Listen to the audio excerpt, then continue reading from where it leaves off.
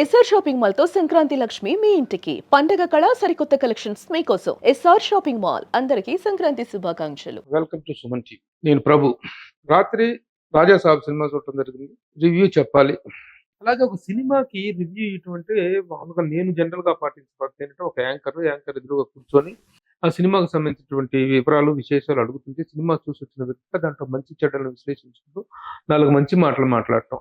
Actual గా ఈ మధ్య కాలంలో సినిమా బాగుంటే 2 మాటలు మాట్లాడడం తప్ప సినిమా బాగలేని సినిమాలు తీసుకొచ్చుకొని ఇక్కడ ఏదో విమర్శలు చేసి ఓ సుదీర్ఘమైన ఉపన్యాసాలు ఇవ్వాలన్నటువంటి దీంట్లో నేను అసలు లేను. సినిమా బాగుందంటే చిన్న వాళ్ళైనా కొత్త వాళ్ళైనా ఎంకరేజ్ చేసి 2 మంచి మాటలు మాట్లాడడం, బాగాలేదనుకుంటే ఒక నమస్కారం, బాగుంటే ఒక నమస్కారం, బాగాలేదు 2 నమస్కారాలు పెట్టుకుంటున్నాం అనుకునే ధోరణిలో ఉన్నాను నేను. అలాంటిదిని కూడాను దాటిపోయి ఆ స్థితిని కూడా దాటిపోయి ఈ సినిమా గురించి ఇంత కఠినంగా మాట్లాడాల్సినటువంటి దౌర్భాగ్య పరిస్థితి నాకు కలిగింది ఈ రోజున. అందుకు నేను చాలా బాధపడుతున్నాను. పొద్దు నుంచి మల్ల గులాలు పడుతున్నా. చెప్పాలా వద్దా, చెప్తే ఏం చెప్పాలి, ఎలా చెప్పాలి అనేటువంటి ఒక సందిగ్ధంలో కొట్టుమిట్టాడుతూ చివరికి రివ్యూ ఇవ్వటం అనేటువంటిది, అది రివ్యూనో లేకపోతే విశ్లేషణో దాన్ని ఏం పేరు పెడతారో నాకు తెలియదు, కానీ ఇది చెప్పాలి కాబట్టి నేను I'm talking a few words about Rajasaab. అయితే దీనికంటే ముందు రాత్రి హైదరాబాద్ బాలానగర్ లోని విమలా థియేటర్ దగ్గర జరిగినటువంటి ఒక పెల్మెల్ గురించి, అక్కడ జరిగినటువంటి ప్రివ్యూ షో ప్రెస్ వాళ్ళకి రాత్రి 10:30కి షో అని చెప్పేసి చెప్పారు. ఎందుకంటే రాత్రి 10 దాకా కూడా 10 దాకా కూడా అసలు సినిమా ఉంటుందో ఉండదో, అసలు ప్రివ్యూలు పడతాయో లేవనేటువంటి సందిగ్ధం నడిచింది. ఆ తర్వాత లాస్ట్ లో ఎప్పుడో పర్మిషన్ ఇచ్చారని చెప్పేసి రాత్రి 10:30కి షో పడుతుందని మీడియాకి ఇన్ఫర్మేషన్ రావడంతో అందరూ 10:30 కల్లా entire media was there in Vimala theatre. కానీ వెళ్ళేటప్పటికి జరిగింది చూస్తే, అక్కడ పరిస్థితి చూస్తే మతిపోయింది, షాక్ అయ్యాం. అంత షార్ట్ నోటీస్ లో అది కేవలం మీడియాకు మాత్రమే షో అని చెప్పినప్పటికీ కూడా మరి ఎలా సమాచారం తెలిసిందో ఏమో తెలియదు, కానీ కొన్ని వేల మంది ఫ్యాన్స్ వచ్చేసేసి విమలా థియేటర్ లోపలికి వెళ్ళిపోయి, టికెట్లు లేకపోయినా లోపలికి వెళ్ళిపోయి థియేటర్ లో కూర్చునిపోయి షో వేయండి అని చెప్పేసి కూర్చున్నారు. టికెట్ లేదు, కొన్నది లేదు, ఏం లేదు. ఆ పరిస్థితుల్లో వచ్చినటువంటి మీడియా మొత్తం కూడా బయట వెయిట్ చేస్తున్నారు. ఆ పిఆర్ఓలు అలాగే చాలా గందరగోళం అయిపోయారు వాళ్ళు. ఈ పరిస్థితుల్లో పోలీసులు వచ్చి ఆ థియేటర్ లో ఉన్నటువంటి వాళ్ళ మొత్తాన్ని ఖాళీ చేయించి అప్పుడు మీడియాకు టికెట్ ఇచ్చి లోపలికి పంపించి షో స్టార్ట్ చేస్తూ 12:30 అయింది. నిజంగా అంత తక్కువ నోటీస్ లో అన్ని వేల మంది జనం రావటం అనేటువంటిది రాజా సాబ్ సినిమాకు ఉన్నటువంటి క్రేజ్ కి నిదర్శనం. ఆ సినిమాకు ఎంత అవైటింగ్ గా ఉన్నారు ఫ్యాన్స్ గానీ పబ్లిక్ గానీ అనేటువంటిది, ఆ ఎక్స్పెక్టేషన్స్ గానీ, ట్రైలర్ రిలీజ్ అయినప్పుడు, సాంగ్స్ రిలీజ్ అయినప్పుడు వచ్చినటువంటి ఆ హబ్ అనేటువంటిది ఆ సినిమాని ఎంత హైట్స్ కి, ఆ ఎక్స్పెక్టేషన్ ఏ స్థాయికి తీసుకెళ్ళిందంటానికి రాత్రి ఆ థియేటర్ దగ్గర చూసిన దృశ్యాలే నిదర్శనం. అది వదిలేస్తే ఇక 12:30కి లోపల థియేటర్లోకి వెళ్ళి కూర్చోవడం జరిగింది. కొన్ని ట్రైలర్స్ అవి ప్లే చేసిన తర్వాత 12:30 ప్రాంతంలో రాజాసాబ్ సినిమా స్టార్ట్ అయింది. 3 గంటల 9 నిమిషాల సినిమా. హెవీ ఎక్స్పెక్టేషన్స్ తో థియేటర్ లో అందరూ కూడా మీడియా మొత్తం అలా కూర్చొని చూడటం స్టార్ట్ చేస్తే సినిమా రీల్ బై రీల్ అయ్యేటప్పటికి ఒక్కొక్క సీన్ ఒక్కొక్క ఇది చూస్తూ ఉంటే ఏంటి ఈ సినిమా ఎటుపోతుంది, అసలు ఇదేం సినిమా, ఇదేం కథ, ఇదేం టేకింగ్, ఇదేం మేకింగ్, మతిపోతుంది. ఎందుకంటే ఎక్కడ ఏ సన్నివేశంలో కూడాను ఆ రాజా సాబ్ సినిమాకి ఇచ్చినట్టు హైప్ ని మీట్ అయ్యేటువంటి సీన్స్ గానీ, మీట్ అయ్యేటువంటి టేకింగ్ గానీ, మేకింగ్ గానీ కనిపిస్తుంది. మేకింగ్ ఇన్ ద సెన్స్ డబ్బు ఖర్చు పెడతామే మేకింగ్, తగలేయటమే మేకింగ్ అనుకుంటే దాన్ని మనం ఏం సమాధానం చెప్పడం. కానీ స్పెండింగ్ అనేటువంటి వర్త్ స్పెండింగ్ లాగా ఉండాలి. అసలు ఈ సినిమా చూసిన తర్వాత ఫస్ట్ వచ్చేటువంటి డౌట్, ఈ చిత్ర నిర్మాత టీజీ విశ్వప్రసాద్ కి డైరెక్టర్ మారుతి ఈ కథ ఏం చెప్పి ఒప్పించాడు, ఎలా ఒప్పించాడు, ఆయన ఎలా ఒప్పుకున్నాడు దీనికి. అలాగే ప్రభాస్ ఎలా ఈ సినిమాని యాక్సెప్ట్ చేశాడు, ఈ కథను యాక్సెప్ట్ చేశాడు. ఎందుకంటే ఇంతకు ముందు వరకు గత కెరీర్ ప్రారంభించి ఒక యాక్షన్ హీరోగానే తను అద్భుతమైనటువంటి సినిమాలు చేసుకుంటూ వచ్చాడు. ఒక్కసారిగా బాహుబలి సిరీస్ తోటి ఒక ఇంటర్నేషనల్ అక్లైమ్ వచ్చిన తర్వాత, ఫ్యాన్ వరల్డ్ స్టార్ అయిన తర్వాత ప్రభాస్ ఆ జోనర్ లోంచి బయటికి రావాలి, కంప్లీట్ ఆ యాక్షనే కాదు ఒక ఎంటర్టైనర్ ఇవ్వాలి అనేటువంటి దీంతో తన ఇదిని మార్చుకుంటూ, తన జోనర్ మార్చుకుంటూ ఒక లైటర్ వీన్ ఎంటర్టైన్ చేద్దాం అనేటువంటి దీంతో ఈ కాన్సెప్ట్ యాక్సెప్ట్ చేయడం జరిగింది. అయితే ఎంత యాక్సెప్ట్ చేసినప్పటికీ, ఏ లైటర్ వీన్ జోనర్ లో షిఫ్ట్ అవ్వాలనుకున్నప్పటికీ కథ అనేటువంటిది ముఖ్యం, ఏ జోనర్ కైనా సరే. మరి ఈ సినిమా కథ ఎలా చెప్తే ఎలా ఒప్పుకున్నట్టు తనకి అర్థం కాదు. బాహుబలి సిరీస్ తో అద్భుతమైనటువంటి రేంజ్ కలిగినటువంటి ప్రభాస్ ఈ రోజు మళ్ళీ ఫ్యాన్ వరల్డ్ స్థాయిలో రిలీజ్ అవుతుంటే రాజా సాబ్ సినిమా అనేటువంటిది ఏ విధంగా చూసుకున్నా కూడా ఆ స్టాండర్డ్ అనేది మెయింటైన్ అవ్వాలి. కానీ ఎక్కడ ఏ సందర్భంలో కూడా ఆ మెయింటెనెన్స్ కానీ, ఆ ఈ సినిమాకి సంబంధించినటువంటి హైప్ కానీ, ఆ సినిమాకి సంబంధించినటువంటి కంటెంట్ వెయిట్ అనేటువంటిది ఏ మాత్రం లేదు. ఏ స్టార్ హీరో కూడాను ఇలాంటి సబ్జెక్ట్ కథ చెప్తే ఒప్పుకోరు. కానీ ఏం చెప్పి ఒప్పించారో, ఎలాంటి స్థితిలో తను ఉండగా ఈ సబ్జెక్ట్ విన్నారో తెలియదు. అలాగే ఒక హీరో కథ అంటూ ఒప్పుకున్న తర్వాత నిజంగా చాలా పాటించాల్సిన విషయం ఏంటంటే, ఒక డైరెక్టర్ మీద నమ్మకంతో ఒక కథను ఒప్పుకున్న తర్వాత మరలా దాంట్లో ఏళ్ళు పెట్టి కాళ్ళు పెట్టి ఇది చేయకూడదు అనేటువంటిది ఒక చక్కని నైతిక సూత్రం. ఈ సినిమా హీరోలు ఎవరైనా పాటించాల్సినటువంటి మంచి విషయం అది. డైరెక్టర్ క్రియేటివ్ దీని మీద నమ్మకం ఉన్నప్పుడు. కానీ వదిలేయమంటే గాలి కుదిలేయటం కాదు సినిమాని. అసలు ఏం చేస్తున్నాడో, ఏం తీస్తున్నాడో, ఏం జరుగుతుందో కూడా తెలుసుకోలేనటువంటి పరిస్థితుల్లో హీరోలు ఉండకూడదు. వదిలేయటం కాదు. సినిమాని పట్టించుకోవాలి. ప్రతి దశలో పట్టించుకోవాలి. ఇన్ని కోట్ల రూపాయలు తగలేస్తున్నప్పుడు దీని తాలూకు రిటర్న్స్ ఏంటి? ఒక పాన్ ఇండియా మార్కెట్ లోకి వెళ్తున్నాం. పాన్ ఇండియా మార్కెట్ లో విజృంభించి సినిమాలు తీసినటువంటి తెలుగు ఇండస్ట్రీ ఈ రోజున ఇలాంటి సినిమాతో ఏ మొహం పెట్టుకుని పాన్ ఇండియా మార్కెట్ లో నిలబడతాం, పాన్ ఇండియా మార్కెట్ ని ఫేస్ చేస్తాం అనేటువంటిది ఆలోచించుకోవాల్సిన అవసరం ఉంది. 3 గంటల 9 నిమిషాల పాటు ఈ సినిమాని ఎలా చెప్పాలంటే కొన్ని విషయాలు మాట్లాడడానికి నోరు కూడా రావట్లేదు. ఎలా విశ్లేషించాలో కూడా చెప్పడానికి ఇంత నిర్లక్ష్యంగా, ఇంత బాధ్యతారహితంగా ఒక ఫ్యాన్ వరల్డ్ ఇమేజ్ ఉన్నటువంటి ఒక స్టార్ ని డీల్ చేసే విధానం ఇదా, ఆ స్టార్ తో కథ చెప్పే విధానం ఇదా, ఆ స్టార్ మీద కన్సీవ్ చేసుకునే సన్నివేశాలుగా, అసలు ట్రైలర్స్ లో చూపించినటువంటి సీన్స్ కి సినిమాలో చూపించినటువంటి కంటెంట్ కి సంబంధం లేదు. అసలు ఏ జోనర్ ఇది? దేనికి సంబంధించినటువంటి జోనర్ ఇది? హర్రర్ సినిమా అంటే దానికి ఒక జోనర్, దానికి కొన్ని లిమిటేషన్స్, దానికి కొన్ని పద్ధతులు ఉంటాయి. ఎంటర్టైనర్ కి ఒక ఇది ఉంటుంది. యాక్షన్ సినిమాకు కొన్ని ఏ జోనర్ కు సంబంధించినటువంటి లిమిటేషన్స్, ఏ జోనర్ కు సంబంధించినటువంటి డైనమిక్స్ జోనర్ కు ఉంటాయి. కానీ ఇది ఏ జోనరో, ఏ కాలానికి సంబంధించిందో అర్థం కాదు. సినిమా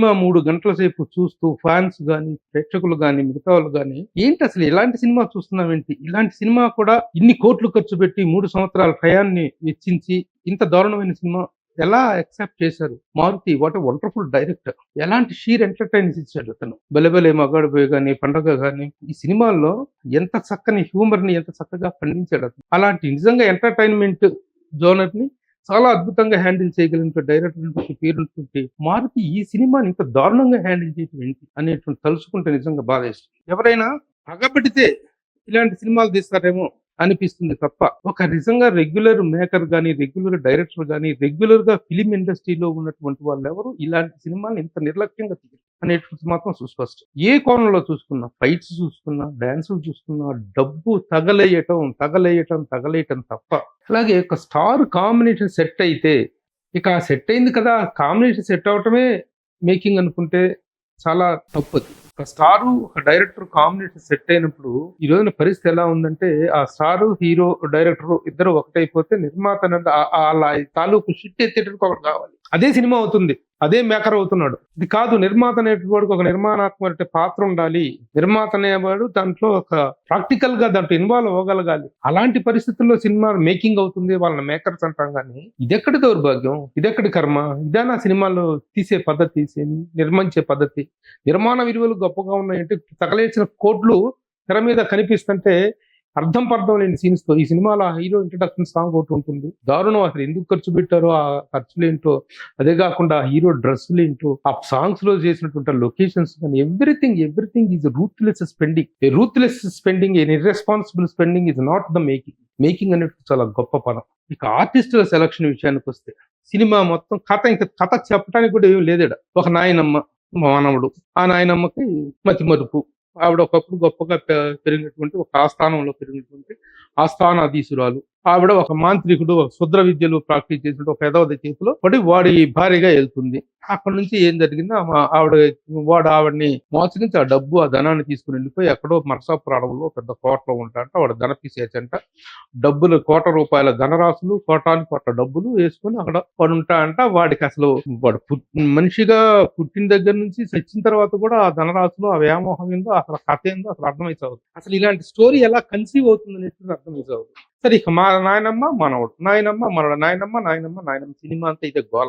ఆ జరీనా వహాబుని పెట్టారు. ఆ క్యారెక్టర్లు పెట్టినప్పుడు ఒక అందమైనటువంటి ఒక ఓల్డ్ ఏజ్ లేడీ చాలా మంది ఉన్నారు. కానీ ఆ జరీనా వహాబు మొహం అంతా పీక్కుపోయి సినిమా మొత్తం ఆవిడే.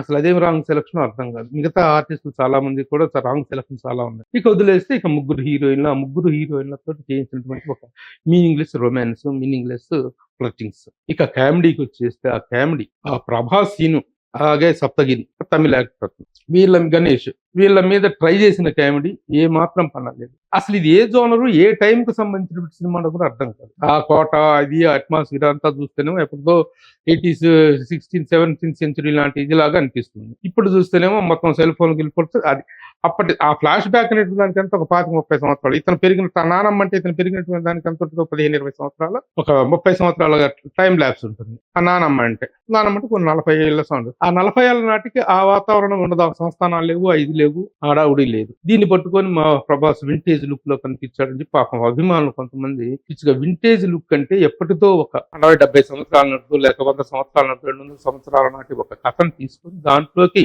ఇంపోజ్ చేసుకుంటే దాన్ని వింటేజ్ లుక్ అంటారు, వింటేజ్ స్టోరీ అంటారు తప్ప అసలు ఏ కాలానికి సంబంధించి తెలియని కథను పట్టుకొని వింటేజ్ లుక్ అని కొంతమంది అభిమానులు అమాయకంగా చెప్పుకుంటుంటే అదేమంటే ఇది ఫ్యాన్స్ కు బాగా నచ్చింది, ఫ్యాన్స్ కు పండగ ఒక అభిమాని చెప్తున్నాడు బయటకు వస్తుంది. ఇది ఫ్యాన్స్ కు పండగ కాదు. ఇలాంటి పిచ్చి సినిమాలు చూసి పండగ చేసుకునే పరిస్థితుల్లో ఫ్యాన్స్ లేరు. ఫ్యాన్స్ చాలా అడ్వాన్స్ అయ్యారు. పైకి చెప్పుకోలేక బయటకు వస్తుంటే కెమెరాలు పెడితే ఏం చెప్పలేని పరిస్థితుల్లో కొంతమంది ఫ్యాన్స్ చెప్పుకుంటాం తప్ప నిజానికి ఈ సినిమాలో కనిపించినటువంటి బాధ్యత రాహిత్యం ఈ మధ్య కాలంలో ఏ సినిమాలో కనిపించలేదు. అది మాత్రం నిజం. ఎంతమంది దీంట్లో చాలా మంది ఉన్నారు. ఎస్కేఎన్ సీను, బన్నీ వాసు, వీళ్ళందరూ మారుతి, వీళ్ళందరూ మంచి టీం. ఈ టీము ఒక్కసారి చూస్తే అద్భుతాలు సృష్టిస్తున్నారు. లేకపోతే ఏంటి సినిమా ఇలాంటి సినిమా తీస్తున్నారు. ముఖ్యంగా కొన్ని కోట్ల రూపాయలు, కొన్ని 100 కోట్ల రూపాయలు తగలబెట్టి ఇలాంటి నాన్ సెన్సికల్ ఫిల్మ్స్ తీసి సినిమా ఇండస్ట్రీని ఏం చేద్దాం అనుకుంటున్నారు. ఈ సినిమా ప్రభావం కేవలం ఈ సినిమా మీదనే ఉండదు. దీని బయ్యర్లు టీజీ విశ్వప్రసాద్ ఒక ఎన్ఆర్ఐ వచ్చి ఇక్కడ సినిమాలు తీసుకుంటే అతనికి దెబ్బ మీద పడేసేలాగా మాడు పగలగొట్టే పరిస్థితుల్లో కొంతమంది డైరెక్టర్లు అతనికి చుట్టి చేతిలో పెట్టారు. ఈ సినిమా కూడా ఆ కవలో తెలుసు. ఇక ప్రభాసం చూస్తుంటే అసలు ఎక్కడి ప్రభాసు, ఎలాంటి ప్రభాసు, ఏ స్థాయి ఇమేజ్ స్టార్ అతను ఒక్కసారిగా పాన్ ఇండియా స్థాయికి వెళ్ళిపోయిన తర్వాత పాన్ వరల్డ్ లో ఈ రోజున ప్రభాస్కి ఎంత క్రేజ్ ఉంది.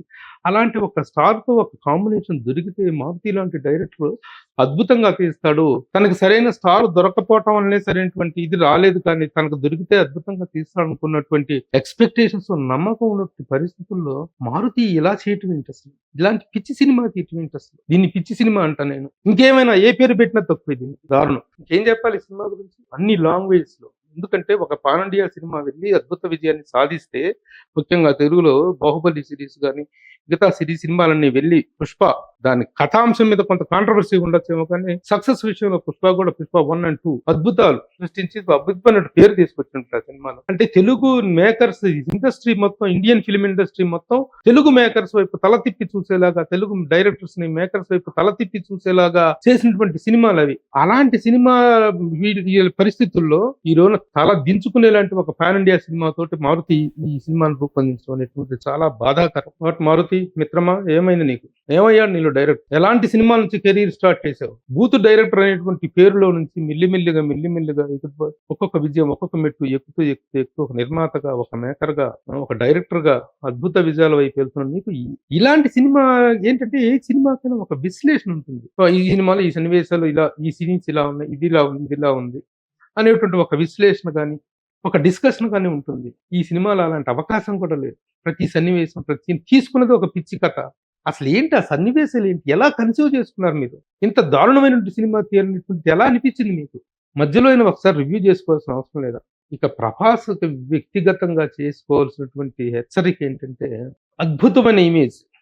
చాలా మంది స్టార్స్ తపస్సు చేసినా రానటువంటి ఒక పాన్ ఇండియా ఇమేజ్ అనేటువంటి ఒక సిరీస్ తో సంపాదించినటువంటి ప్రభాస్. అంతకు ముందు సినిమాలు కూడా ప్రభాస్ సినిమాలు మిర్చి గాని, బిల్లా గాని, డార్లింగ్ గాని ఇలాంటి సినిమాల ద్వారా తనకు వచ్చినటువంటి యాక్షన్ కమ్ ఫ్యామిలీ ఇమేజ్ అనేటువంటి చాలా మిక్స్డ్ ఇమేజ్, చాలా తక్కువగా వస్తుంది యాక్షన్ ఇమేజ్, ఫ్యామిలీ ఇమేజ్. అలాంటి ఇమేజ్ తోటి అద్భుతంగా వెళ్తూ బాహుబలి సిరీస్ తో ఇక ఎక్కడికో టాప్ ఆఫ్ ద టిప్ వెళ్ళినటువంటి ప్రభాస్ ఆ తర్వాత కథల సెలక్షన్ లో గానీ, క్యారెక్టర్ సెలక్షన్ లో గానీ, గెటప్స్ లో గానీ ఏ మాత్రం కేర్ తీసుకోకపోవటం చాలా బాధ కలిగిస్తుంది. ఆ ఫ్యామిలీతో వ్యక్తిగతంగా మాకు చాలా అనుబంధం ఉంది. రెబల్ స్టార్ కృష్ణరాజు గారి పర్సనల్ పిఆర్ఓ నేను. ఆయనతో 40 సంవత్సరాల జర్నీ ఉంది నాకు. అలాంటి ఒక ఫ్యామిలీ నుంచి వచ్చిన ప్రభాస్ దగ్గర నుంచి ఒక సినిమా వస్తుంది అనుకుంటే, ఒక మీ ఫ్యాన్స్ ఒక్కళ్ళే కాదు, ఇండస్ట్రీలో ఉన్నటువంటి మీ అభిమానులు, మీ కుటుంబంతో ఉన్న అనుబంధం ఉన్న వాళ్ళందరం కూడా 1000 కళ్ళతో ఎదురు చూస్తారు. అలాంటిది వాట్ ఈస్ దిస్? ఇలాంటి సినిమాని తీసి ప్రేక్షకులకు ఇచ్చి ఎలా మొహం చూపిద్దాం అనుకుంటారో నాకైతే అర్థం కావట్లేదు. ఆ డైరెక్టర్ కానీ, ఆ ప్రొడ్యూసర్ కానీ, ఆ హీరో కానీ. మై గాడ్, 3 గంటల 9 నిమిషాల నరకం, తలుపులు మూసి మంటలు పెట్టిన పరిస్థితి కనిపించింది ఈ సినిమా విషయంలో. చాలా చాలా డిసప్పాయింటింగ్ ఫిలిం. సినిమాలు రిలీజ్ అయిన వెంటనే రివ్యూలు చెప్పి సినిమాలను కిల్ చేస్తున్నారు అనేటువంటి ఒక అభిప్రాయంతో, ఒక సెల్ఫ్ సింపతిలో బతుకుతుంది సినిమా ఇండస్ట్రీ. ఇలాంటి సినిమాలకి ముందు సినిమా వచ్చి బయటకు వారం రోజుల తర్వాత చెప్పినా ఇదే రివ్యూ, కాకపోతే వారం రోజుల తర్వాత సినిమా ఉండదు థియేటర్లో. వారం రోజుల తర్వాత కాదు, 4 రోజుల తర్వాత ఇలాంటి సినిమాలు థియేటర్లో ఉండవు. సినిమాలని రివ్యూలు కిల్ చేయటంలా, రివ్యూ రైటర్స్ కిల్ చేయటంలా, మీడియా కాదు కిల్ చేస్తుంది. ఎవరు కిల్ చేసుకుంటున్నారో, ఎలా చేసుకుంటున్నారో, ఎంత ప్రొడక్షన్ దౌర్భాగ్యమైనటువంటి ప్రొడక్షన్, ఎంత నిర్లక్ష్యమైనటువంటి ప్రొడక్షన్ నడుస్తుందో అనేటువంటి తలుచుకుంటే బాధేస్తుంది. సినిమా ఇండస్ట్రీని ఎటువైపు నడిపిస్తున్నారో ఇట్లా ఇలాంటి దుర్మార్గపు సినిమాలు తీసి, దుర్మార్గపు సినిమాలు ఇన్ ద సెన్స్ ప్రొడక్షన్ లో జరుగుతున్నటువంటి దుర్మార్గాలు మామూలుగా జరగట్లేదు. నిర్మాత అనేటువంటి వాడిని నలుదిక్కుల నలిపి నాశనం చేస్తున్నారు. ఒక కాంబినేషన్ సెట్ అయితే చాలా చాలా బాధగా ఉంది. ఈ ఒక్క సినిమా కాదు, ఇంకా కొన్ని సినిమాలు చెప్పుకుంటే కడుపు చించుకుంటే కాలం మీద పడుతుంది అనేటువంటి పరిస్థితి కనిపిస్తుంది. 2026 సంక్రాంతి సీజన్ లో వస్తున్నటువంటి ఈ సినిమాల్లో ఫస్ట్ సినిమా ఎలాంటి హైలీ ఎక్స్పెక్టెడ్ రిజల్ట్ తో ఎక్స్పెక్ట్ చేస్తుంటే ఇలాంటి సినిమా రావటం అనేటువంటి చాలా బాధాకరం. It is unbearable. సినిమా ఇండస్ట్రీ భవిష్యత్తు కానీ, సినిమా ఇండస్ట్రీ ఎకనామిక్స్ అనేటువంటి ఏ విధంగా నాశనం అవుతున్నాయని చెప్పుకోవటానికి ఎన్నెన్నో సినిమాలు ఉన్నాయి. వాటిల్లో ఇలాంటి ఈ cinema stands first. Sorry to say this. దౌర్భాగ్యం, కర్మ. బాబోయ్ రాజా సాబ్, బాబోయ్ నీకు దండం, నమస్తే. ఇలాంటి సినిమాలతో మాత్రం సినిమా ఇండస్ట్రీ ఆర్థిక మూలాలని, నైతిక మూలాలని, సృజనాత్మక మూలాలని నాశనం చేయదని మాత్రం వేడుకుంటున్నాం. సినిమా ఒక సక్సెస్ ఫెయిల్యూర్ అనేటువంటి కామన్. సంవత్సరానికి 200 సినిమాలు వస్తుంటే దాంట్లో సక్సెస్ అయినటువంటి 10-15% మాత్రమే. కానీ ఫెయిల్యూర్ కైనా ఒక అర్థం ఉంటుంది, సక్సెస్ అయిన వాటికి ఒక ఇది ఉంటుంది. కానీ మీనింగ్ఫుల్ ఫెయిల్యూర్ ఉంటుంది, మీనింగ్ లెస్ ఫెయిల్యూర్స్ ఉంటాయి. ఇది అసలు మీనింగే తెలియని failure. Sorry to say this. నమస్తే.